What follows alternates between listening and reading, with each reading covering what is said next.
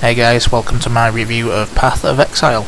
This is a fairly new game. Well, I say new, it's been in development for 6 years. It's just gone into open beta finally, so it's free to everybody. Pathofexile.com if you want to download it.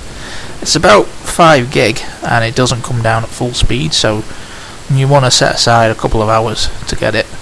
But like I said, it's free. It's very Diablo 2 and Diablo 3-esque. Let's check it out. The 6 characters you can choose from. I've got a couple pre-made here for recording purposes. And we've got there's 6 classes. Each class can have 1 or 2 attributes. There's 3 attributes in the game completely. There's strength, intelligence, and dexterity. So you've got 3 pure classes, like I said. So there's a barbarian, which is pure strength, a ranger, which is pure dex, and a it's called a witch, but it's basically sorceress, which is intelligence. Then you've got a mix of 2 attributes. So you've got hybrid classes like the duelist, which is strength and dex, the Templar, which is like a paladin, you get the strength and int, and what's the other one? Oh, shadow. That's dex and int. Not the shadow is the one class I'm not too sure about. I believe it's sort of like a ranger slash sorceress slash two-hander, kill anything that moves. So anyway, yeah, I've got a couple of characters here. Let's check out duelist, my favourite class. Not create, cancel. Wrong one. Quick loading screen. The loading times are pretty quick. And yeah, this is the main town. This is Lion's Watch, I believe. And you don't start off here, but this is the first hub. You see other people running about here. Fairly low level, most of them. There's a level 15 there. But most of them, for the most part, these are all newbies. This is like a newbie town. Open the map real quick. This is the world map. The only downfall of this game is the maps. I'll show you why shortly. As you can see, this is the world map. It's not very detailed. This is where I am, this little green guy in Lion's Watch. You actually start off down here in Twilight Strand and learn the basics on that map. And your quest is to basically make it to this town. All these levels, these are all instances, so only you appear in the level, which is kind of nice. It's very similar to how Diablo 2 and 3 multiplayer works, whereas if there's people in your party, they'll join your instance too, but otherwise you're on your own.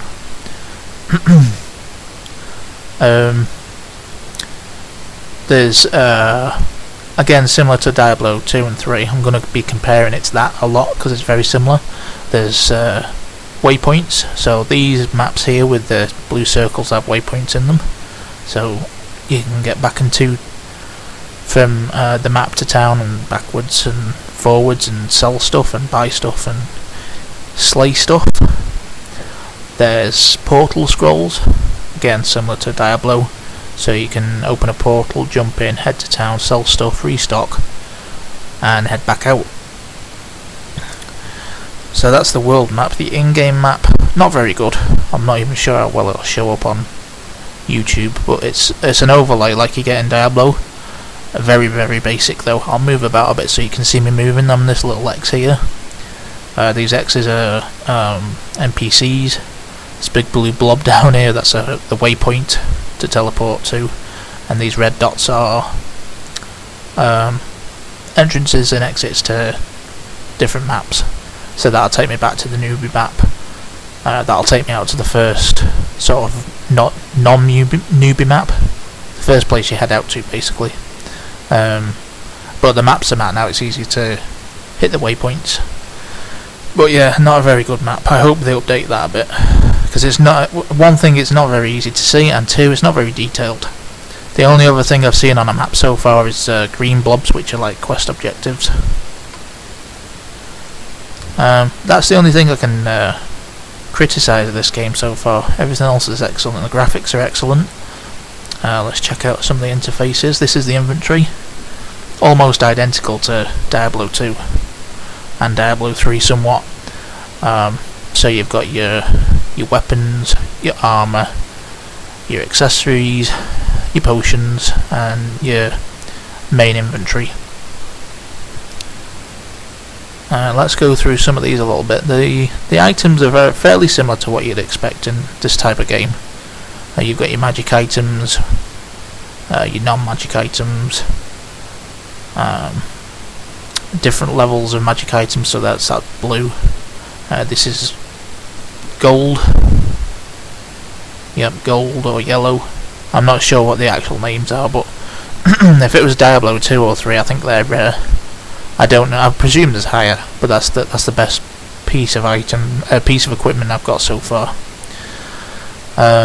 And you'll notice that there's these orbs on the armor and the weapons, not on the accessories though. I don't think. Yeah, just the weapons and armor. These are basically attribute slots. So this is a blue slot. This is an empty blue slot. This is a full red slot and a full green slot. And basically these slots are slotted with gems. Let me just remove them. These are your active skills basically. So this is something different from Diablo 2 or 3, as these gems are active skills. So this one's cleave, an AOE melee attack, and this one is Viper Strike. It's kind of a debuff and increases your damage. So you have to socket these skills into your weapons or your armor. So you can only obviously slot a red gemstone into a red slot and a green into a green, and they appear down here. This is your skills bar down here basically. So the left mouse click is default attack, middle is my Viper Strike, and right mouse button is cleave. So you can also have, obviously you'll pick up more than 3. I've got some equipped here, there's one there, and I've got a few empty slots. So the extras go down here. This is not sure if it'll show, but it's Q, W, E, R and T basically. So I've got double strike and dual strike as well. You don't have to set them here, you can change them. So if I wanted double strike in the middle, I can pick double strike. If I want dual strike, you know, you can even change the default attack to something else if you want. So that's an interesting way of doing your active skills. We'll get to passive skills in just a sec. This is another interesting feature. These are flasks, so unlike potions where they're one-time use, they actually fill up. As you kill monsters, they refill until they're full. These are all full at the minute. And you can right-click them, or they're down here as well. Right-click them or press 1 to 5, and it'll deplete a bit of the flask. That recovers, as you can see, recovers 150 life over just under 10 seconds. That's a magic flask, so it gives me a few extra bonuses. But your standard flask, just like that, and you can right click it and it'll empty, and as you kill monsters it'll fill back up. Same with the mana. So that's kind of neat. I don't think you'll need 5 flasks to begin with. I've never emptied one completely yet. But it'll be interesting to see if you can get other types of flasks. You start off with small, these are medium, obviously they're a bit large as well. So yeah, I'm kind of interested in how that plays out in the later game. So skills, yeah. So we've checked the active skills. Let's check the passive skills. Let me just zoom out a bit, and let me just show you around a bit. These are passive skills. A whole ton of them. Looks confusing to begin with, but it's actually not. It's actually quite straightforward. Each class will start off at a separate point. So these like wheel looking things, these are different starting points for each class. And each class has its own separate things. So this is my class down here, but I'll show you this class. This is the other class I've got, the Marauder, so it's like the Barbarian. So these are all strength type skills, so you'll get the basic skills, these are bonuses to strength, and more strength as you level up, and these ones are bonuses to life, because obviously as a barbarian you need more health and more strength, whereas with a duelist you need strength skills and dexterity skills. So my strength skills give me increased damage, increased attack speed, same down here, and then increased attack speed with dual wielding. So I'm going to spec that whole line out. These orbs generally have two different paths. So this side of this orb is dual wielding damage, this side is projectile damage. So I don't need to fill that whole orb, I just need to go down this side. And then eventually you get bigger passive skills. So this is a agility, so plus 30 to dex. It's kind of nice. I haven't got that yet. I've got this side though, plus 30 to strength, so that boosts my damage up. And then I could carry on down here if I wanted to. This is two-handed damage now, I'm not going to be two-handing it, so I'm not going to progress down there. This is dancing. Increased physical damage with one-handed melee weapons and dexterity, so yeah, that's not bad. I'd probably take that. And that also has one-handed damage and one-handed attack speed. As you can see, there's tons, absolutely tons of passive skills. But the level cap's 100, so you only get 100 skills, plus any freebies you might get. And this is not as complicated as it looks. Basically, this is 6 skill trees, all based into one. So, and obviously, I could spec out all this dex, head round here, get more and more dex. If 100 points took me far enough, I could probably skill right round into here. You start seeing some mana, intelligence and passive skills. But really, you want to concentrate on your strength and your dex, so I'm going to concentrate on this side of the passive skills and this side of the passive skills. I'm not really going to waste skills by going all the way up here just for whatever this is, shield skills for example. So that's the passive skills. Another interesting change from the Diablo 2 type games. So that's skills. We've done the inventory. There's your character panel. Lots of stats for the stat types out there who like to check all the little stats and stuff, and your resistances and your skills that you've got, and your main 3 attributes. This is the social panel. This is basically where you create parties. You have your friends list, and you can also join public parties. So there's like well, as you can see, there's lots. Each party can only have up to 6 players, I believe, and there's level requirements on whoever creates the party, and they head to different places. Some are for killing bosses, doing boss runs, and some are for leveling up, some are for certain areas, and this keeps changing all the time. There's lots of parties. I think they said on the website there was a peak of 56,000 players at one point, I believe. It's quite a lot, considering it's just going open beta. 56,000 is not bad. Whether it stays that constant, I don't know. You don't tend to run into a lot of players. You see them in the town, and you see them in the chat over here, but apart from that you don't really see them much unless you partied up with them, because each map's instance, so you just get that instance to yourself.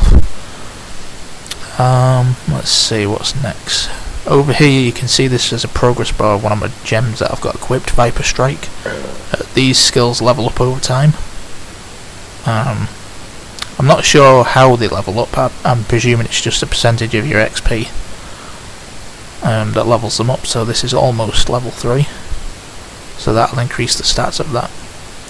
This one can't level up, that's why it's greyed out, because I think it's because I've got it equipped in an armor slot, and if I level up it's going to be level 4, so it's going to be too high for the piece of armor I've got it in. It's kind of complicated to understand until you actually play it.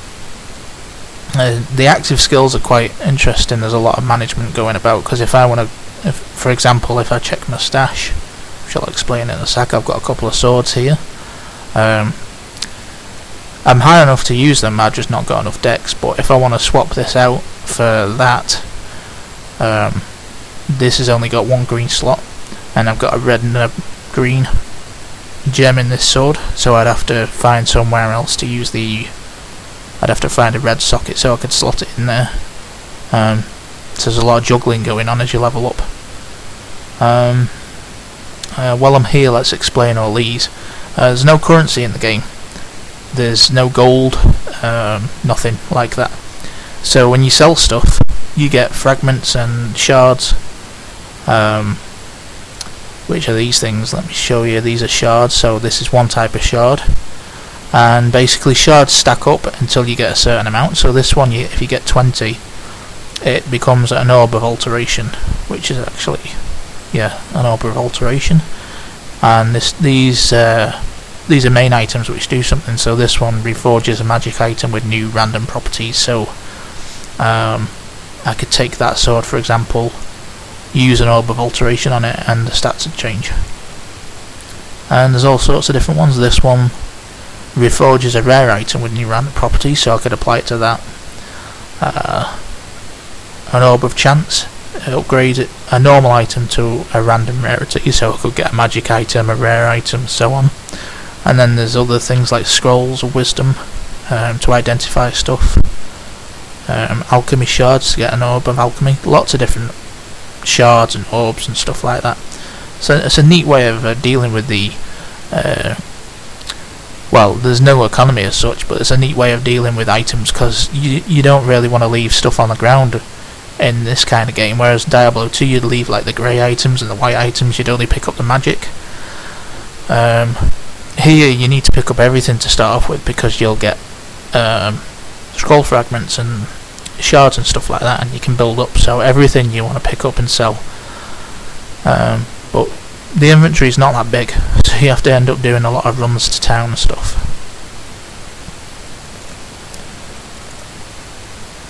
So let's check out the game a little bit, show you what the action is like. I'll head out to this map, the terraces. These mobs will be really low level to me, you'll probably one hit them. So you click to move, and yeah, left click to move, left click to attack, and then middle button will do whatever skill you've got equipped there, right mouse button will do whatever you've got equipped there. So let's find something to kill. So that was my right mouse button, that was my middle,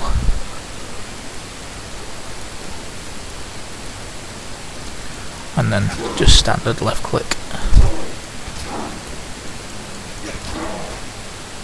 As you can see, that mob drops some iron greaves.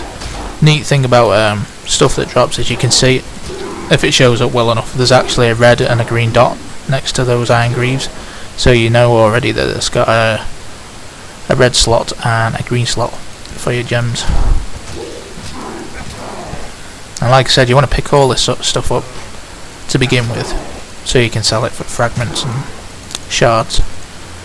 Suppose at later levels you probably only want to pick up stuff that you actually need. You know, what else? There's chests you can break open, like there we go, there's a chest. You don't get much out of them. Sometimes you'll get a magical item and stuff like that. We'll take this anyway. There's barrels you can break open. There's bosses.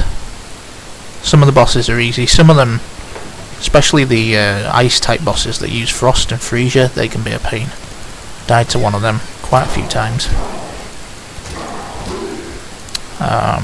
I don't know if there's elite mobs, but there's stronger mobs that have enhanced stats. The mobs are the boss mobs. I think I've done 3 so far. The one that did freeze was a pain. There's a crab boss that you have to kill, that was fairly easy. And there's a boss you have to kill to get into the first town I was in, that was fairly easy as well. Just took a while. But if you're in a party you could probably take them down pretty fast. So yeah, this is Path of Exile, you should check it out, it's totally free to play. There is a a store. It is the freemium model. There's no pause button, so I can't exactly show you right this second, but if I head back up here a bit where it's quiet, I'll just take a swim in the sea. Yeah, there's a little button down here, it opens the transaction store, and you can go into the shop and you can reclaim stuff if you've bought stuff. Not really my thing. I generally don't pay for anything in this type of game, but if that's your kind of thing, you can do that. So yeah, you should check it out. If you there's two shards. There's a European shard and an American shard. So if you check it out, I'm on the European shard. My main character is Gunslinger. So yeah, if you check it out, just add me as a friend, and we can go and kill some stuff. Anything that moves, basically, and we can kill it. There's probably a lot of things that I didn't cover. If you have any questions or comments about the game, let me know down below. And yeah, check it out, pathofexile.com. This is my review. See you next time.